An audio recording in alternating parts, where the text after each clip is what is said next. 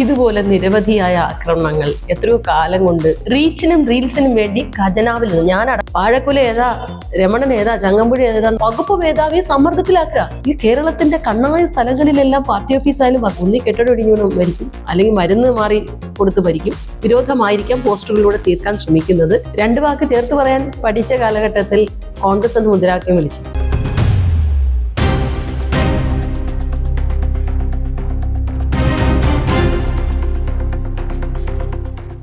വലിയ ജനവിരുദ്ധ അഴിമതി ആരോപണങ്ങൾ UDF-ഉം BJP-യും നടത്തുമ്പോൾ തന്നെയാണ് അതിദരിദ്രമുക്ത കേരള പ്രഖ്യാപനം ഇടതുപക്ഷം നടത്തുന്നത്. ചരിത്രത്തിൽ ആദ്യമായാണ് ഇങ്ങനൊരു സംഭവം. കണ്ടപ്പോൾ എന്താണ് തോന്നുന്നത്? നിയമസഭയില് ഈ സർക്കാർ കൊടുത്ത മറുപടികളിൽ തന്നെ ലക്ഷക്കണക്കിന് ദാരിദ്ര്യത്തിലാണ്ട ആളുകൾ കേരള സമൂഹത്തിൽ ഉണ്ടെന്ന് കാണാം.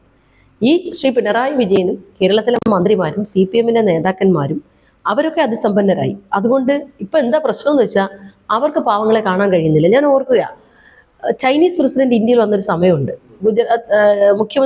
പ്രധാനമന്ത്രിയുടെ സ്വന്തം നാടായ ഗുജറാത്തില് അവിടെ ചേരി പ്രദേശങ്ങളും അതിദരിദ്രർ താമസിക്കുന്ന പ്രദേശങ്ങളുമൊക്കെ ചൈനീസ് പ്രസിഡന്റ് കാണാതിരിക്കാൻ വേണ്ടി അന്ന് വലിയ മതിലുകൾ കെട്ടിത്തിരിച്ചു.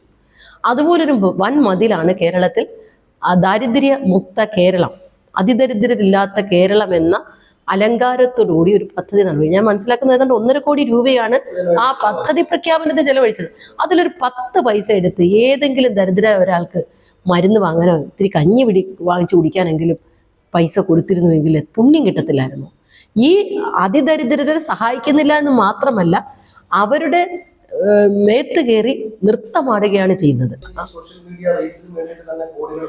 റീച്ചിനും റീൽസിനും വേണ്ടി ഖജനാവിൽ നിന്ന്, ഞാൻ അടക്കമുള്ള സാധാരണക്കാർ കൊടുക്കുന്ന നമ്മൾ എല്ലാവരും കൊടുക്കുന്ന നികുതി പണത്തിൽ നിന്ന് കോടികൾ എടുത്ത് ധൂർത്തടിക്കുന്നതാണ് ഇന്നത്തെ കേരളത്തിന്റെ കാഴ്ച. അതിൽ പാവങ്ങൾക്ക് സ്ഥാനമില്ല, രോഗികൾക്ക് സ്ഥാനമില്ല, ആശുപത്രികൾ ഇങ്ങിത്രികൾ അധപ്പതിച്ചൊരു കാലഘട്ടം ഉണ്ടായിട്ടുണ്ടോ? എന്തൊക്കെയാ കാണിക്കുന്നത്? എല്ലായിടത്തിലും ഏതെങ്കിലും ഒരു മേഖല ഈ സർക്കാരിന്റെ കീഴിൽ നന്നായി എന്ന് എടുത്തു കാണിക്കാൻ ഭൂതക്കണ്ണാടി വെച്ച് നോക്കിയാൽ ഒരു മേഖലയില്ല. വിദ്യാഭ്യാസ മേഖല എന്ന് പറഞ്ഞാൽ വാഴക്കുല ഏതാ, രമണൻ ഏതാ, ചങ്ങമ്പുഴ ഏതാന്ന് അറിയാത്തവർക്ക് ഡോക്ടറേറ്റാ. ഡിഗ്രി പാസ്സാവാത്തവർ PGക്ക് അഡ്മിഷൻ എടുക്കുക, പ്രൊവൈഡഡ് SFI നേതാക്കന്മാരായിരിക്കണം. പരീക്ഷ എഴുതാത്തവർക്ക് കിട്ടുക. ശങ്കരാചാര്യരുടെ ജീവിതകഥയെക്കുറിച്ച് ഡോക്ടറിന് തീസിസ് സമർപ്പിച്ച ശങ്കരാചാര്യർ ജനിച്ച തീയതി പോലും വ്യക്തമല്ല, എന്നിട്ടും ഡോക്ടറേറ്റാ.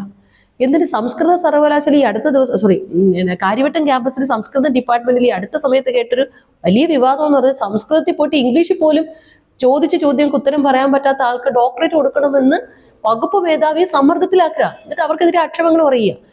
ഉന്നത വിദ്യാഭ്യാസ മേഖല ഇത്രയും തകർന്നൊരു കാലഘട്ടം കേരളത്തിന്റെ ചരിത്രത്തിൽ ഇന്നുവരെ ഉണ്ടായിട്ടില്ല. നമ്മൾ കേട്ടിട്ടുണ്ട്, കേരളത്തിന്റെ ആദ്യത്തെ മുഖ്യമന്ത്രി അന്നത്തെ കേരള യൂണിവേഴ്സിറ്റിയുടെ വൈസ് ചാൻസലറോട് ഒരു കാര്യം പറയാൻ മുഖ്യമന്ത്രിയുടെ ഓഫീസിൽ നിന്നിറങ്ങി ജോൺ മത്തായി സാറിനെ നേരിട്ട് വീട്ടിൽ പോയി കാണുക. അത്രയ്ക്ക് പ്രാധാന്യമാണ് വിദ്യാഭ്യാസ രംഗത്തെ വിചക്ഷണന്മാർക്ക് മുൻകാല കമ്മ്യൂണിസ്റ്റ് നേതാക്കന്മാരടക്കം കൊടുത്തിരുന്നത്. ഇന്നത്തെ കമ്മ്യൂണിസം എന്ന വാക്കിന്റെ ആ വാക്ക് ഉച്ചരിക്കാൻ യോഗ്യതയില്ലാത്ത ആളുകളാണ് ഇടതുപക്ഷ ഹൃദയപക്ഷം എന്നൊക്കെ പറയും. അവരൊരു പക്ഷമല്ല, അവർ ജനവിരുദ്ധ പക്ഷമാണ്, അവർ സ്വാർത്ഥപക്ഷമാണ്, കേരളത്തിന്റെ ജനങ്ങളെ വെല്ലുവിളിച്ചുകൊണ്ട് വന്ന പക്ഷമാണ്. അവര് ആ കമ്പോളവൽക്കരണത്തിന്റെ യഥാർത്ഥ ഉദാഹരണമായി ഈ കേരളത്തിൽ കമ്മ്യൂണിസ്റ്റ് മാർക്സിസ്റ്റ് പാർട്ടിയെ കാണും. ഏറ്റവും കൂടുതൽ സമ്പത്തുള്ളത് ഈ കേരളത്തിന്റെ കണ്ണായ സ്ഥലങ്ങളിലെല്ലാം പാർട്ടി ഓഫീസായാലും വസ്തുക്കളും വാരിക്കൂട്ടി വ്യക്തിഗത ലാഭങ്ങൾ ഉണ്ടാക്കി കോടീശ്വരന്മാരാകുന്ന കാര്യത്തിൽ തൽപരരല്ലാതെ അവർ എന്ത് ക്ഷേമമാണ് ഈ നാടിന് ചെയ്യുന്നത്? ഒന്ന് ചൂണ്ടിക്കാണിച്ചു തരൂ. അവർ പറയും നേരത്തെ പറഞ്ഞ പോലെ PR വർക്കുകൾക്ക് വേണ്ടി മാത്രം, PR വർക്കിലൂടെ ഉയർന്ന കേരളം.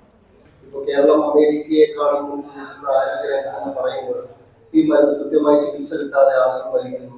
അപ്പോൾ ഒരു SH ഒരു സ്ത്രീ കഴിഞ്ഞ ദിവസം ഒരു യുവതിയാണ് മരണപ്പെട്ടത്. ഇങ്ങനെയുള്ള സാഹചര്യങ്ങളൊക്കെ ഉണ്ടാകുമ്പോൾ ശരിക്കും എന്താണ് പറയാൻ?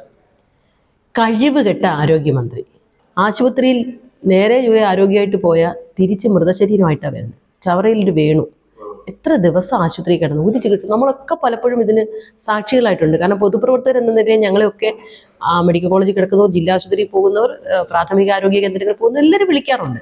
വിളിക്കുന്നവർക്കെല്ലാം ചികിത്സാ നിഷേധത്തെക്കുറിച്ചാണ് പറയാനുള്ളത്. ചികിത്സാ പിഴവുകളെ കുറിച്ചുള്ള പരാതികൾ ഏറെയുണ്ട്. ആ കാര്യങ്ങളിലൊന്നും കൃത്യമായ നടപടിയെടുക്കുന്നില്ല. കേരള സർക്കാരിൻ്റെ യഥാർത്ഥ ചിത്രം, പ്രത്യേകിച്ചും തിരുവനന്തപുരം മെഡിക്കൽ കോളേജിലെ യഥാർത്ഥ ചിത്രം ലോകത്തോട് വിളിച്ചു പറഞ്ഞ CPM കാരനായ ഡോക്ടർ ഹാരിസ് ചിറക്കൽ. ഇന്നിപ്പോൾ ആ ഹാരിസ് ചിറക്കലിൻ്റെ സംസ്ഥാന ആരോഗ്യമന്ത്രി അധിക്ഷേപിക്കുകയാണ് ചെയ്യുന്നത്. സത്യം വിളിച്ചു പറഞ്ഞതിനാണെന്ന് ഓർക്കണം. കോഴിക്കോട് മെഡിക്കൽ കോളേജ് നിരവധിയായി ഉണ്ടാകുന്ന സംഭവങ്ങൾ നമുക്ക് മറക്കാൻ കഴിയുന്നില്ല. കോട്ടയം മെഡിക്കൽ കോളേജിൽ രോഗിയുടെ കൂട്ടിരിപ്പുകാരി മരണപ്പെട്ട സംഭവം നമുക്ക് മറക്കാനാകുന്നു. കെട്ടിടം ആശുപത്രിയിൽ പോയാൽ ഒന്നി കെട്ടിടം ഇടിഞ്ഞു മരിക്കും, അല്ലെങ്കിൽ മരുന്ന് മാറി കൊടുത്ത് മരിക്കും, അല്ലെങ്കിൽ മരുന്ന് കൊടുക്കാതെ കൊല്ലും. കേരളത്തിന്റെ ആരോഗ്യ രംഗത്തെ തകർത്ത് തരിപ്പണമാക്കി. സ്ഥാനാർത്ഥികളെ നിർണ്ണയിക്കുന്നതുമായി ബന്ധപ്പെട്ട് ചില കല്ലുകടികൾ UDF ഉള്ളതായിട്ടാണ് കേൾക്കുന്നത്.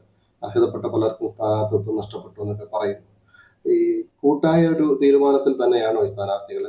തീർച്ചയായും ഞങ്ങൾ പരമാവധി ചർച്ച ചെയ്ത്, പ്രത്യേകിച്ച് തദ്ദേശ സ്വയംഭരണ സ്ഥാപനങ്ങളിലുള്ള പ്രത്യേകത എന്ന് പറയുന്നത് ഞങ്ങൾ ലീഡർഷിപ്പ് അല്ല സ്ഥാനാർത്ഥികളെ തിരഞ്ഞെടുക്കുന്നത്.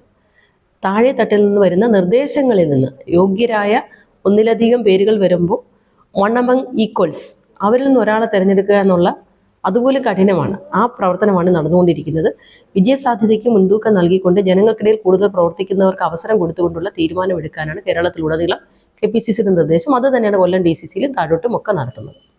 അതുപോലെ തന്നെ കഴിഞ്ഞ ദിവസങ്ങളിൽ ചില സോഷ്യൽ മീഡിയ പേജുകളിൽ പ്രചരിക്കുന്ന ഒരു പോസ്റ്റ് ഇങ്ങനെയാണ്: താമര ബിന്ദു BJPയുടെ ഏജന്റ്, BJP രഹസ്യമായി സഹായിക്കുന്ന ആളാണ് ബിന്ദുകൃഷ്ണ. ഇങ്ങനെ ബിന്ദുകൃഷ്ണയ്ക്ക് എതിരെയുള്ള ചില പോസ്റ്ററുകൾ കോൺഗ്രസ് പ്രവർത്തകർ തന്നെ DCC ഓഫീസിന് മുന്നിൽ ഒട്ടിച്ചു എന്ന തരത്തിലാണ് ഈ പോസ്റ്റുകൾ പ്രചരിക്കുന്നത്. കൂടുതലും BJP പ്രവർത്തകരുടെ പേജുകളിലാണ് കാണുന്നത്. ഈ പോസ്റ്റ് കണ്ടിരുന്നു, എന്താണ് തോന്നിയത്? ഇതുപോലെ നിരവധിയായ ആക്രമണങ്ങൾ എത്രയോ കാലം കൊണ്ട് നേരിടുന്ന ഒരാളാണ് ഞാൻ. എന്നെ സംബന്ധിച്ചിടത്തോളം വളരെ കൃത്യമായും വ്യക്തമായും പറയാൻ കഴിയുന്നത് എൻ്റെ ആശയ ദൃഢതയാണ്. സ്വന്തം സ്വാർത്ഥ താല്പര്യത്തിന് വേണ്ടി കോൺഗ്രസ് ആയതല്ല.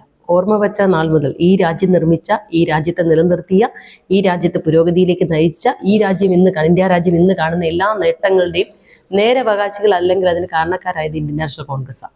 ആ കോൺഗ്രസ് പ്രസ്ഥാനത്തിൻ്റെ പ്രവർത്തകയായി നിൽക്കുമ്പോൾ കോൺഗ്രസിനെതിരായി വരുന്ന അടിസ്ഥാനരഹിതമായ ആരോപണങ്ങളെ ശക്തിയുക്തം പ്രതിരോധിക്കുന്ന ഒരു പൊതുപ്രവർത്തകയാണ്.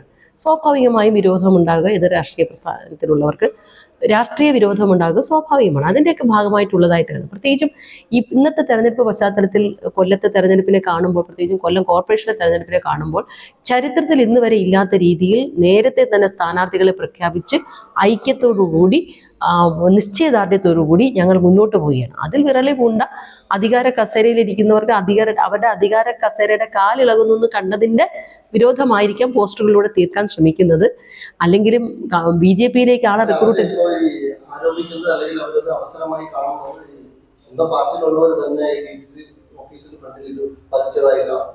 സ്വന്തം കോൺഗ്രസ് പാർട്ടിയിൽ ആരും അത് ചെയ്യുമെന്ന് എനിക്ക് തോന്നുന്നില്ല. എൻ്റെ അറിവിലും ബോധ്യത്തിലും അതിനൊരു സാധ്യതയുമില്ല. അവരുടെ കയ്യിലാണല്ലോ പോലീസ് അന്വേഷിച്ച് കണ്ടുപിടിക്കാത്ത എന്ത്. അത് ഇവർ തന്നെ ബോധപൂർവം കോൺഗ്രസിൽ പ്രശ്നമുണ്ട് എന്നൊരു പ്രതീതി തോന്നിപ്പിക്കാൻ വേണ്ടി അവരുടെ ആളുകൾ ചെയ്യുന്നതായിരിക്കാം. കാരണം കോർപ്പറേഷൻ ഭരണം ഇത്തവണ കയ്യിൽ നിന്ന് വഴുതി പോകുമെന്ന തോന്നൽ അവർക്കുണ്ടായതിൻ്റെ ആഫ്റ്റർ എഫക്റ്റ് ആയിരിക്കാം ഇത് എന്ന് വിശ്വസിക്കുന്നു. എന്ത് തന്നെയായാലും എന്നെ ഇതൊന്നും ബാധിക്കത്തില്ല. കോളേജിൽ പഠിക്കുമ്പോഴല്ലോ, ഓർമ്മ വെച്ച കാലത്ത് പിച്ച വെച്ച് നടന്നപ്പോൾ കൊടിയും പിടിച്ചാണ് നടന്നത്. രണ്ട് വാക്ക് ചേർത്ത് പറയാൻ പഠിച്ച കാലഘട്ടത്തിൽ കോൺഗ്രസ് എന്ന് മുദ്രാവാക്യം വിളിച്ചത് അത് ഇന്നും അനസ്യൂതം തുടരുന്നു, മരണം വരെയും തുടരും. പതിറ്റാണ്ടുകളായി കൊല്ലം കോർപ്പറേഷൻ LDFന്റെ തട്ടകമാണ്. ഇത്തവണ UDF പിടിക്കുമോ? കൊല്ലത്ത് കോർപ്പറേഷൻ കോൺഗ്രസ് നേതൃത്വത്തിൽ UDF പിടിക്കും. മറ്റ് പഞ്ചായത്തുകൾ ഏറ്റവും കൂടുതൽ പിടിക്കും. മുനിസിപ്പാലിറ്റികൾ പിടിക്കാനുള്ള എല്ലാ രാഷ്ട്രീയ സാഹചര്യവും ഉണ്ട്. ഞങ്ങൾ ആ പ്രതിബദ്ധതയോടുകൂടി അത്തരം പ്രവർത്തനങ്ങൾക്ക് നേതൃത്വം നൽകി മുന്നോട്ട് പോവുകയാണ്. ശുഭപ്രതീക്ഷയോടുകൂടി തദ്ദേശ സ്വയംഭരണ സ്ഥാപനങ്ങളിലേക്കുള്ള തെരഞ്ഞെടുപ്പിനെ നോക്കിക്കാണും. വലിയ ശുഭപ്രതീക്ഷയിൽ തന്നെയാണ്. അതെ, താങ്ക് യു സോ മച്ച്.